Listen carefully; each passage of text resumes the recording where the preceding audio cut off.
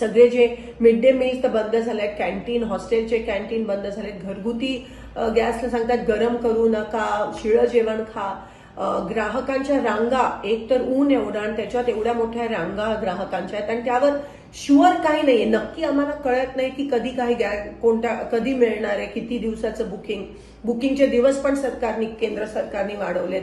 केंद्र सरकार तर ह्यावर काही स्पष्टीकरण द्यायला तयार नाहीये. पण कमीत कमी प्रशासन, सोलापूर लोकल प्रशासनाने, कलेक्टर साहेबांनी, पुरवठा अधिकाऱ्यांनी तरी लवकरात लवकर ते स्पष्टीकरण द्यावं की किती कधीपर्यंत उपलब्ध होणार आहे, तुटवडा खरंच आहे का नाही. जर कोणी स्टॉक करत असेल तर त्यांच्यावर कारवाई पण झाली पाहिजे. हे ताबडतोब तुमचं पथक हे ग्राउंडवर उतरलं पाहिजे. आज सगळे गॅसवर आहेत, लोकांकडे गॅस नाहीये, लोक बेरोजगार होत आहेत, पण प्रशासन काही पॉझिटिव्ह स्टेप्स किंवा काही वॉर फुटिंगवर, युद्ध पातळीवर करताना दिसत नाहीये.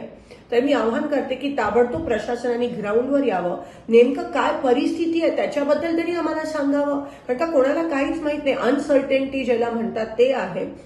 म्हणून लवकरात लवकर ह्याबाबत स्पष्टता द्यावी की आम्हाला गॅस कधीपर्यंत मिळणार आहे. कमर्शियल तुम्ही बंद करता, कारण का एलपीजीचा तुटवडा नसायला पाहिजे, पण एलपीजीचा तुटवडा आहे आणि एवढ्या रांगा लागल्यात, पण तरी तुम्ही काही बोलायला तयार नसाल, तर हे बरोबर नाहीये.